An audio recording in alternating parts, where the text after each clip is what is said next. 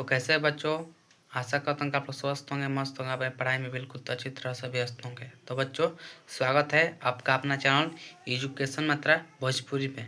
तो बच्चों, आज के वीडियो में हम पढ़ने वाले हैं हिंदी व्याकरण का सबसे महत्वपूर्ण टॉपिक संधि, जो कि ये टॉपिक आपके क्लास में और कोई अगर नौकरी की तैयारी कर रहा है तो सीधे एसएससी रेलवे या अदर गवर्नमेंट जॉब में डायरेक्ट आपसे ये क्वेश्चन पूछेगा।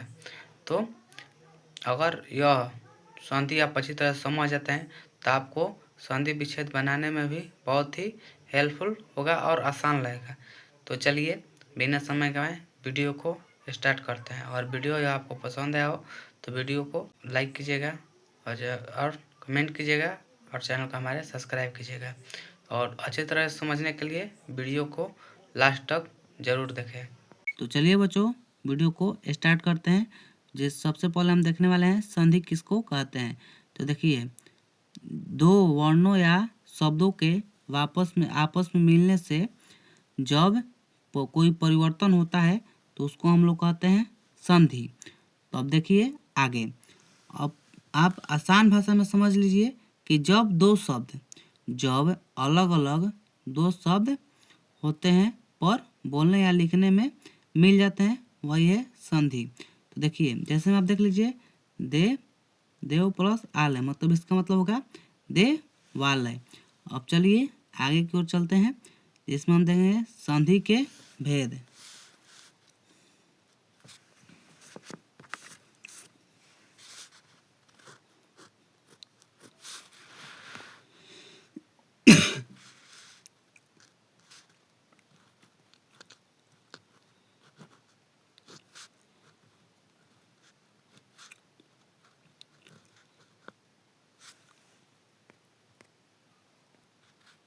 संधि के कितने भेद होते हैं?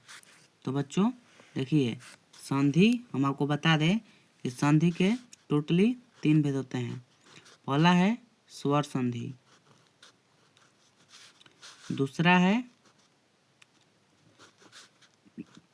व्यंजन संधि और तीसरा है विसर्ग संधि।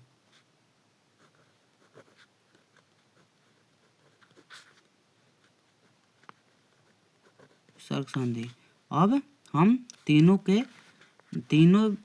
जो संधि के प्रकार भेद हैं उसको हम तीनों को डिटेल में समझेंगे। तो सबसे पहले देखिए स्वर संधि। तो देखिए, स्वर संधि आपका है जब दो स्वर आपस में मिलते हैं तो जो संधि होती है उसको हम लोग कहते हैं स्वर संधि। अब देखिए, एक बार आपको लिखवाते हैं स्वर संधि के बारे में।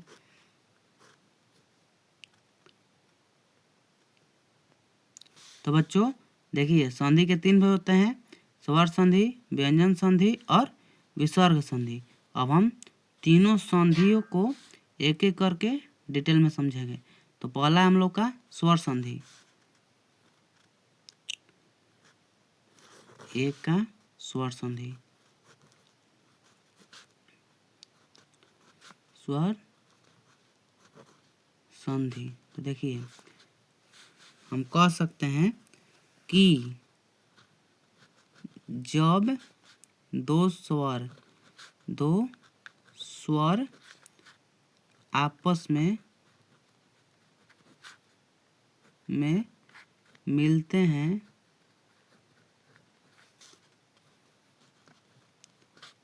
तो जो संधि होती है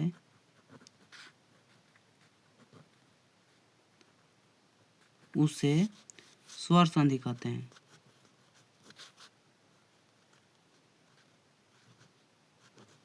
संधि कहते हैं। अब देखिए स्वर संधि के भेद।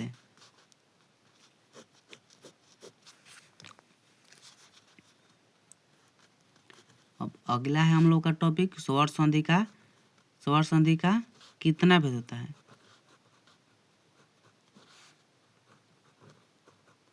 भेद होता है।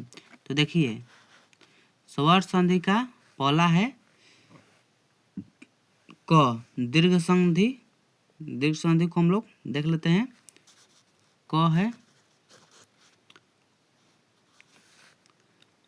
दीर्घ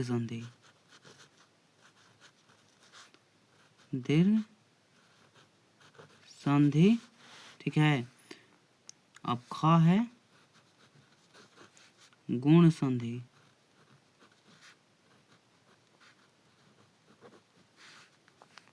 हो गया। ग है वृद्धि संधि,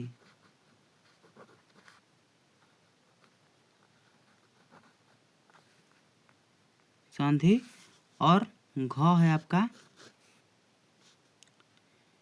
यौन संधि,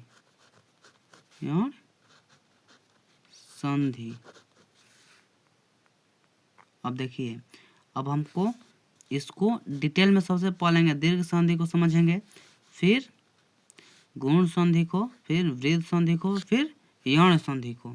तो सबसे पहले आप समझिए दीर्घ संधि। तो देखते हैं, समझते हैं दीर्घ संधि को।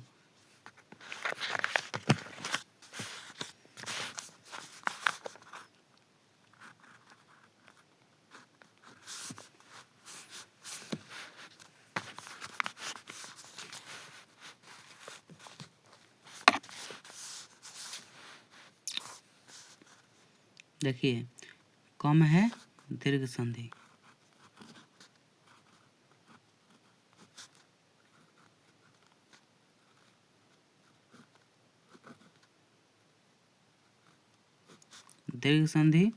अब देखिए दीर्घ संधि जब, समझ लिए,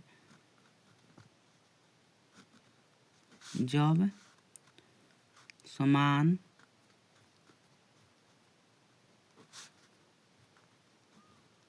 स्वर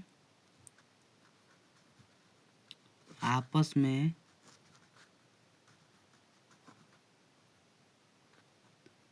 मिलते हैं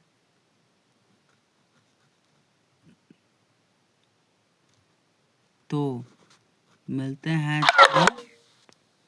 वह दीर्घ स्वर बनता है।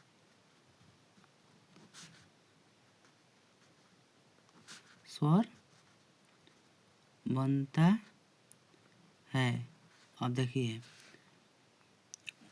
यानी हम लोग जब समान स्वर आपस में मिलते हैं तब मिलने पर एक दीर्घ संधि का निर्माण होता है, यानी उसको हम लोग दीर्घ संधि कहते हैं। अब देखिए कुछ इसका नियम भी होता है, नियम आपको दिखाते हैं। नियम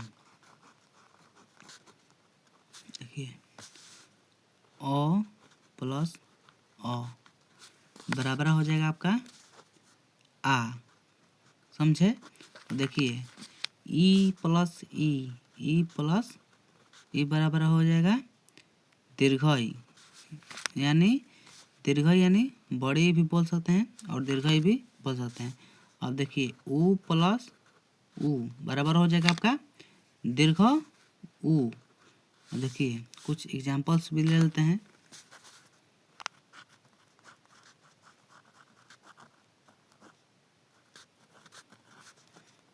देखिए देव प्लस अलय, विद्या प्लस आलय, गिरी प्लस ईस। देखिए देव प्लस आलय मतलब होगा देवालय, विद्या प्लस आलय मतलब विद्यालय, गिरी प्लस ईस मतलब बराबर हो जाएगा आपका ग्रीस। चलिए आगे देखते हैं गुणवाचक विशेषण। गुणवाचक संधि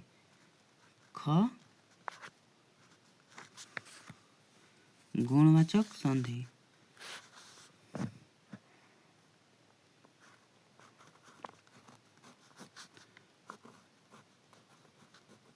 वाचक संधि। देखिए, जब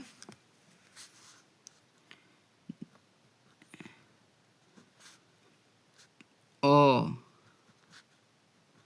या आ के साथ, समझे, जब अ या आ के साथ ई, हर्षई, उ, हर्षऊ या री मिलता है तो वह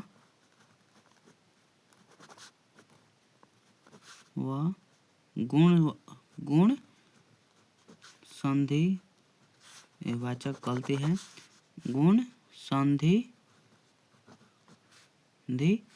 होता है, होती है या होता है। अब देखिए, कुछ इसका रूल भी होता है, इसको हम नियम बोल सकते हैं।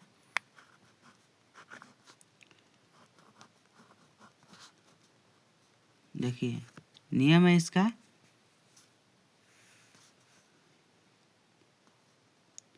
ओ या आ प्लस अ या ई बराबर आपका हो जाएगा ए। अब देखिए, ओ या आ बराबर उ या हर्षऊ बराबर ओ। अब देखिए, ओ या आ बराबर री बराबर हो जाएगा और। कुछ एग्जाम्पल भी देख लेते हैं।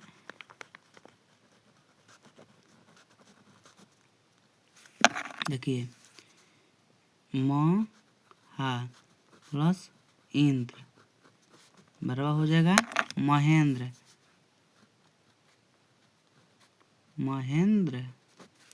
अब देखिए, देव प्लस उपासना मतलब देवोपासना।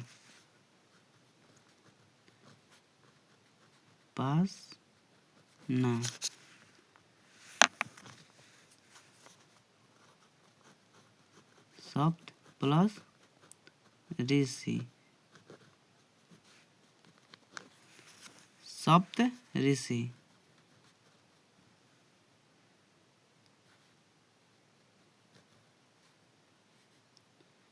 सप्तर्षि।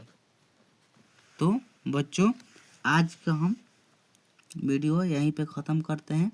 मिलते हैं इसके अगले पार्ट में, इसलिए क्योंकि वीडियो बहुत ज़्यादा ही लंबा हो गया है। तो मिलते हैं अगले वीडियो में, तब तक के लिए जय हिंद बच्चों।